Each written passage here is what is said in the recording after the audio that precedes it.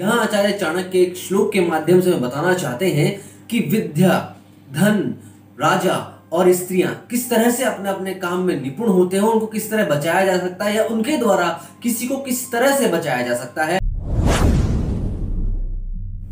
आचार्य चाणक्य ने अपनी पुस्तक चाणक्य नीति के 5वें अध्याय के 9वें श्लोक में एक ऐसी बात बताई है जिसमें स्त्री का महत्व क्या है और धन का महत्व क्या है, इस बारे में बहुत अच्छी जानकारी दी है। तो ये जानते हैं वो बात क्या है इस वीडियो में।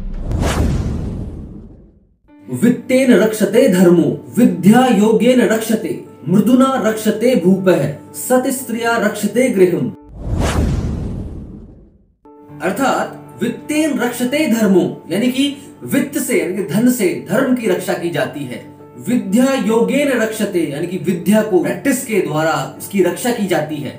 मृदुना रक्षते भूपः यानी कि मधुरता से, मीठी बात से राजा को बचाया जा सकता है। और आचार्य चाणक्य कहते हैं स्त्रियों के बारे में कि सत स्त्रिया रक्षते गृहम् यानी कि अच्छी स्त्रियां, सत स्त्री मतलब अच्छी स्त्रियां जो होती हैं वो अपने घर की रक्षा करती है, घर की सार संभाल करती है, घर को स्वर्ग बना देती है। यहाँ आचार्य चाणक्य एक श्लोक के माध्यम से बताना चाहते हैं कि विद्या, धन, राजा और स्त्रियां किस तरह से अपने अपने काम में निपुण होते हैं, उनको किस तरह बचाया जा सकता है या उनके द्वारा किसी को किस तरह से बचाया जा सकता है। यहाँ पर आचार्य चाणक्य की बात हम समझेंगे।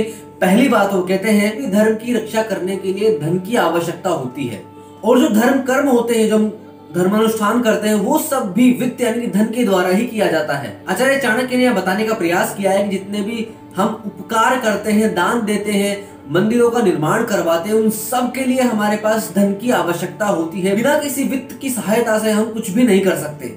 तो यहाँ पर वित्त का महत्व आचार्य चाणक्य ने बताया है। आगे आचार्य चाणक्य कहते हैं कि विद्या योगेन रक्षते यानी कि विद्या को योग के द्वारा बचाया जा सकता है। अर्थात आचार्य चाणक्य यहाँ पर कहना चाहते हैं कि विद्या को अभ्यास के द्वारा यानी प्रैक्टिस के द्वारा चतुरता पूर्वक उसी तरह से यथावत बनाया रखा जा सकता है और उसमें और परिष्करण किया जा सकता है। परिष्करण मतलब उसमें और सुधार किया जा सकता है। किसके द्वारा? योग मतलब प्रैक्टिस के द्वारा। तो यहाँ पर कहते हैं ना, किसी ने कहा practice makes a man perfect. तो यहाँ पर आचार्य चाणक्य ने आज से 2500 साल पहले कहा है विद्या योगेन रक्षते यानी कि विद्या को योग के द्वारा, प्रैक्टिस के द्वारा, अभ्यास के द्वारा संजो कर रखा जा सकता है, उसे आगे बढ़ाया जा सकता है। आगे आचार्य चाणक्य कहते हैं कि मृदुना रक्षते भूपः। भूपः मतलब राजा, मृदुना मतलब मीठे बोल और रक्षते मतलब रक्षा की जाती है, यानी कि मीठा बोलने से राजा की रक्षा की जा सकती है। यहाँ पर बात समझने की है कि मीठा किस तरह से बोलना, वो समझिए। आचार्य चाणक्य समझाने का प्रयास कर रहे हैं कि राजा की रक्षा उसके मीठे व्यवहार से हो सकती है। अगर राजा दूसरे व्यक्तियों से, दूसरे राजाओं से या किसी से भी दुर्व्यवहार करेगा तो उसकी दुर्गति होगी। और अगर राजा मीठा व्यवहार मतलब एक बहुत अच्छा व्यवहार रखेगा, अच्छे से बात करेगा, आदर सम्मान देगा, तो ये उसके लिए उसकी रक्षा का कारण बनेंगे। अर्थात आचार्य चाणक्य यहाँ पर कहना चाहते हैं कि राजा को अपना व्यवहार मधुर रखना चाहिए अपनी प्रजा के साथ, अपने सैन्य बल के साथ, अपने मंत्रिमंडल के साथ, क्योंकि किसी भी परिस्थिति में ये सब ही राजा का साथ दे सकते हैं, बाकी और कोई साथ नहीं देगा।